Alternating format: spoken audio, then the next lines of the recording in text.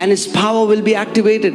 और उसकी ताकत काम करने लगेगी. Do you know there are 8,100 something promises that God has for written in the Bible, and 7,000 are directly pointed to us. 8,000 कुछ वायदे हैं परमेश्वर के वचन में, जिसमें से 7,000 सीधे हमारे लिए दिए गए हैं. Think about that. 7,000 promises. 7,000 वायदे.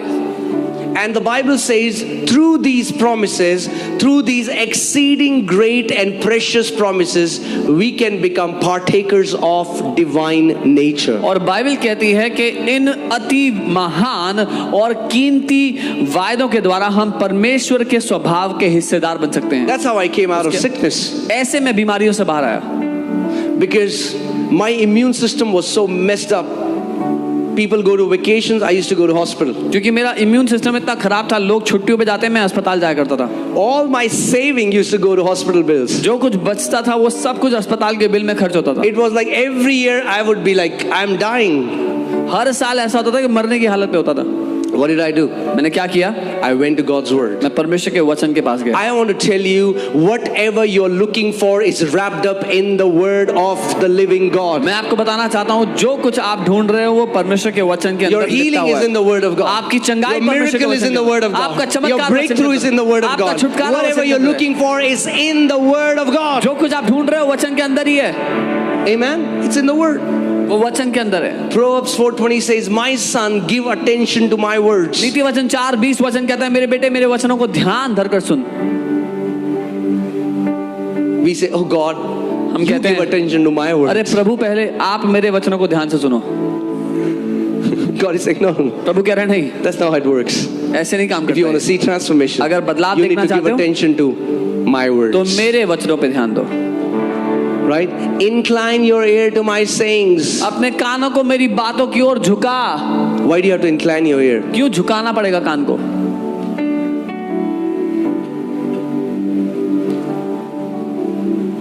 Because you have to find it in the word. क्योंकि आपको उसको ढूंढना पड़ेगा वचन. You know, have you been in a meeting, you're in a party or you're in a meeting where there's loud music and somebody is saying something, so you incline your ear. Yeah? What are you saying? You incline your ear. आप कभी किसी party में किसी meeting में जाओ जहां बड़ा हल्ला है, शोर, गाने बज रहे हैं, तो आप कान झुका लेते हैं कोई कुछ बोल रहा है तो सुनने के That लिए. means you become intentional to hear what the Lord is saying. इसका मतलब आप ध्यान दे रहे हो प्रभु क्या कह रहा है वो सुनने के लिए. Because he won't shout every time. क्योंकि वो हर बार चिल्ला के नहीं बोलेगा. And the people who are only looking God in spectacular, और जो लोग अचंभित करने वाली बातों में प्रभु को ढूंढ रहे हैं, most of the time they miss God. ज्यादातर लोग वो प्रभु को चूक जाते हैं.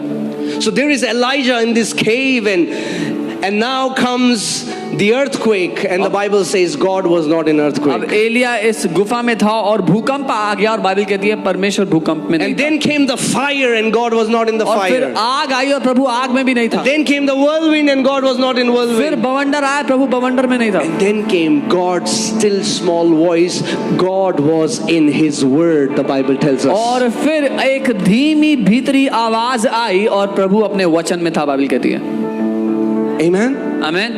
God is in His word. परमेश्वर अपने वचन में है. See, earlier in my walk, I used to think when I'm fasting, when I'm praying, that's the only time I'm seeking God. And when I'm reading the Word, it is more mechanical. It's more like knowledge. It's more intellectual. But I didn't know that when I was reading and partaking of the Word of God, I was fellowshipping with the living Word. जब मैं मसीह में आया मुझे लगा मेरे उपवास प्रार्थना के समय में मैं प्रभु के साथ शामिल होता हूँ, लेकिन वचन पढ़ना तो दिमागी काम है, वो तो मैं ज्ञान बटोर रहा हूँ, लेकिन मैं नहीं जानता था वचन के द्वारा मैं उसके साथ असली समय बिता रहा हूँ, उसके साथ शामिल हो रहा हूँ. Amen. Isaiah 55:11. So shall my word be that comes out of my mouth. यशायाह 55:11. ऐसा ही मेरा वचन भी होगा जो मेरे मुख से निकलता है. It shall not return to me void. वो मेरे पास खाली वापस नहीं ठहरेगा. So I was telling you, I was sick. मैं बीमार था. What did I do? मैंने क्या किया? I went to the word. मैं वचन के पास गया. Okay, put Proverbs 4:20 first. Proverbs 4:21.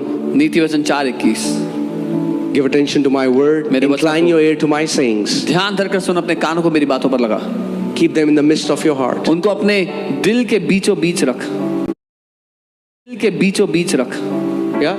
Do not let them depart from your eyes. अपनी आंखों से ओझल मत होने दे. Keep them in the midst of your heart. अपने दिल के बीचों बीच रख.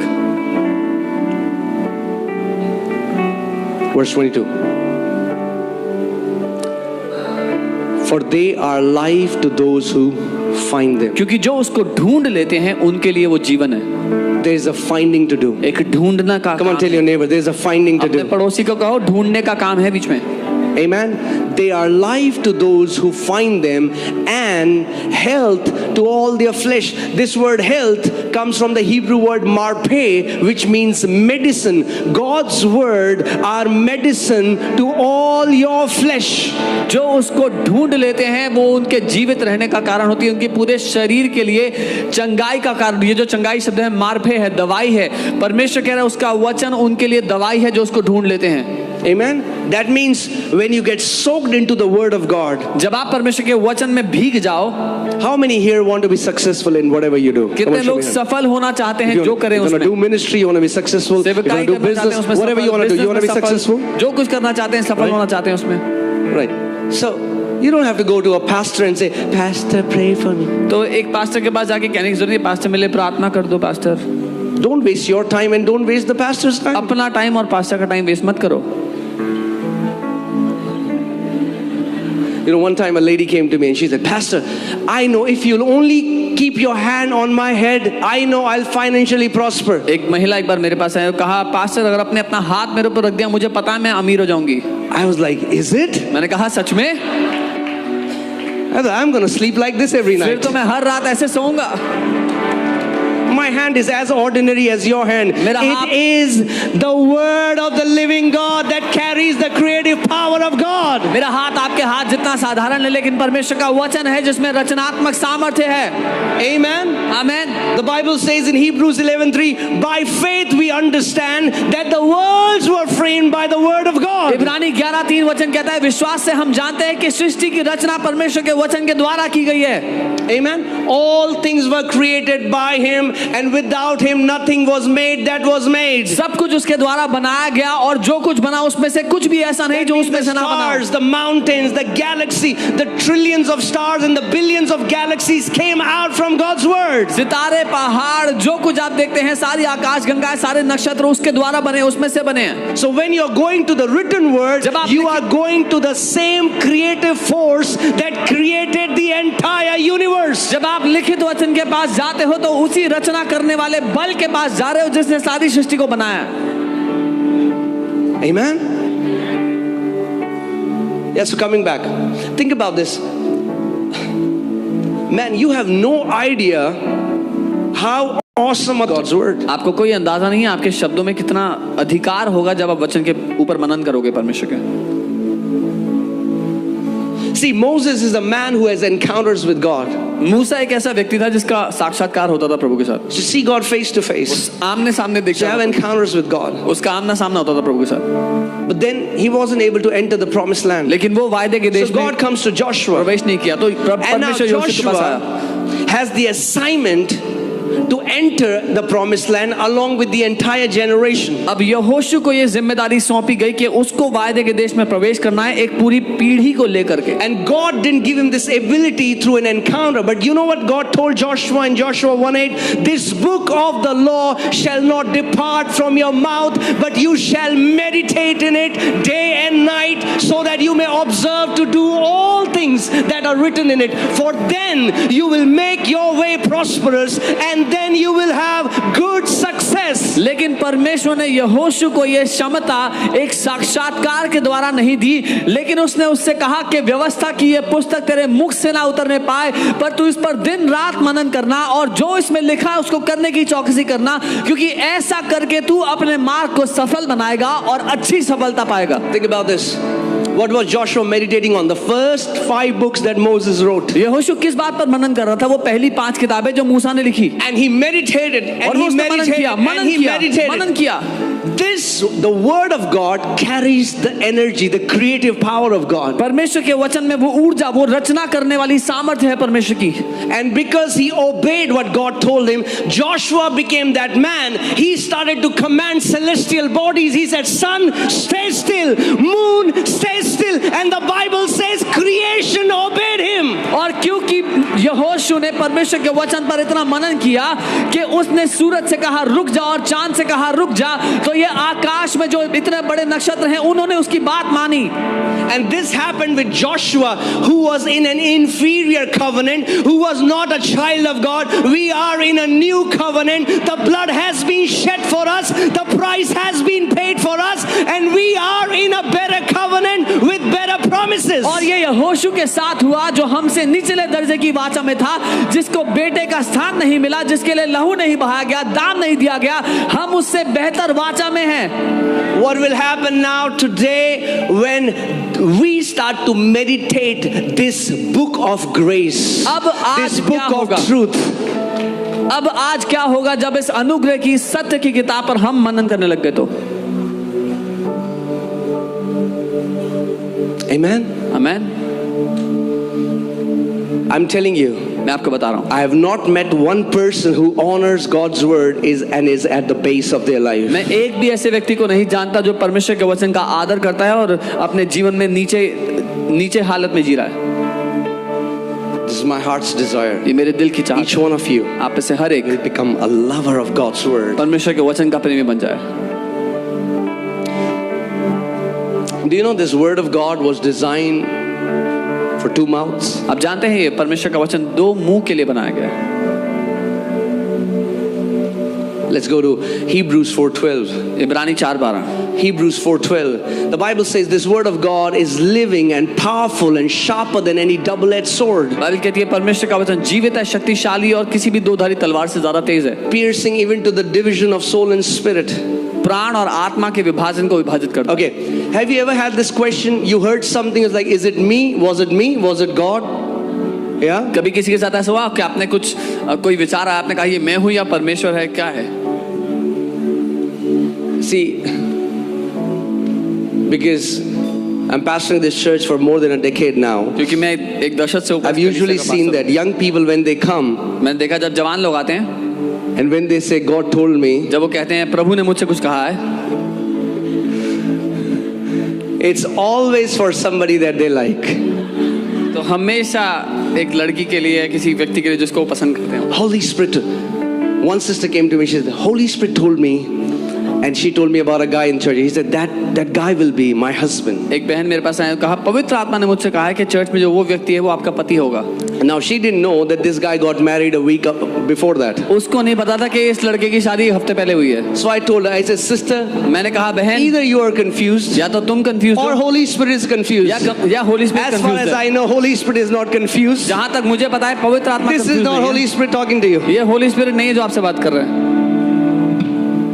Let me give you a key. Do you want to hear God clearer? क्या आप परमेश्वर को स्पष्ट रूप से सुनना चाहते हो? Right? Where you're not, is it me? Is it God? आप सोच रहे हैं मैं हूं या See, प्रभु है. because our soul and spirit are so intertwined. क्योंकि हमारा प्राण और आत्मा ऐसे उलझे हुए हैं आपस में, It's so one वो इतना एक हैं that when the Holy Spirit bears witness with our spirit and we get the message, you don't know if it's from your soul or from your कि spirit. जब पवित्र आत्मा आपके दिल में अगुवाई देता है, गवाही देता है, तो आपकी आत्मा और आपके प्राण मिले होने के द्वारा आपको नहीं पता कि आप हो कि आपका प्राण है But या hear this, आत्मा है. what happens when the word of God enters you? क्या होता है जब परमेश्वर का वचन आपके अंदर जाता है? It pierces the division of soul and spirit. वो आपके प्राण और आत्मा को विभाजित कर देता है, अलग कर देता The है. more word, it's like soul and spirit. It's like it's this. There's this.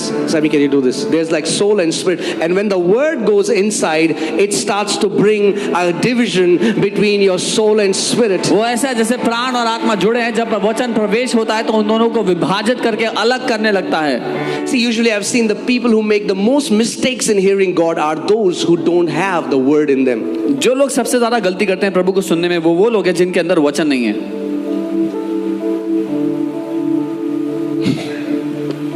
I just ended up a very funny movie. You know, I don't know if you have seen that movie, but in that Johnny Lever cannot speak, so there's a glass, and he said, "Tiding tiding tobu bolta hai."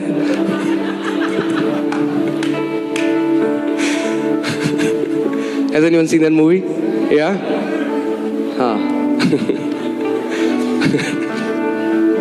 So many people think Holy Spirit speaks like that. See, the Spirit of God will always confirm the Word of God. परमेश्वर का आत्मा हमेशा परमेश्वर के वचन की गवाही देगा. The primary way God speaks to us is through His Word. जो प्रमुख तरीका परमेश्वर हमसे बात करने का अपने वचन के द्वारा. He speaks to us through His word. And I'm not saying that's the only way He speaks to us. Yes, He speaks to us through a still small voice. He would speak to you through visions and dreams. He would speak to you through many ways. But the primary way and the way you filter everything else is through God's word.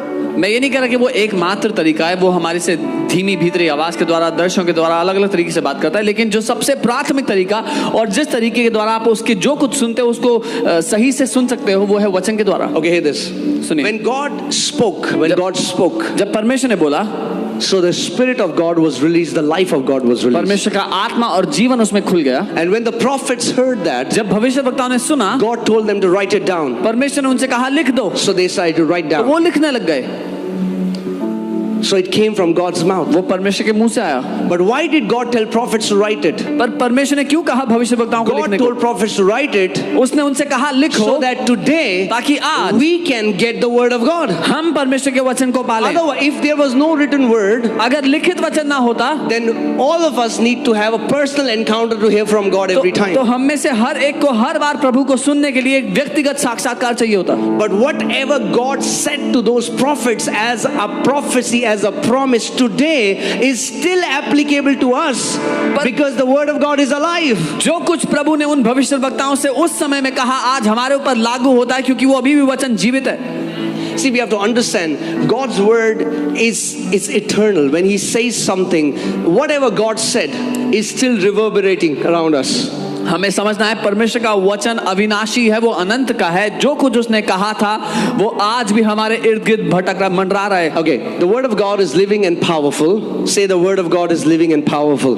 परमेश्वर का वचन जीवित और शक्तिशाली है. That means when you fill the word in your prayers become living and powerful. इसका मतलब जब आप अपनी प्रार्थनाओं में परमेश्वर का वचन भर देते हो तो आपकी प्रार्थना जीवित और शक्तिशाली हो जाती है. Sharper than any two-edged sword. किसी भी दो धारी तलवार से बहुत ज्यादा तेज. This word two-edged comes from the Greek word diastomos. ये जो दो धारी शब्द है diastomos शब्द से आता है यूनानी, which means two-mouthed. जिसका मतलब है दो मुंह वाला. Can you put this scripture in the Passion Translation? Because Passion Translation is the only translation which translated it as it is written in Greek. Passion Translation में इसका असली अनुवाद सही तरीके से किया गया है. Okay, it's awesome. Hallelujah.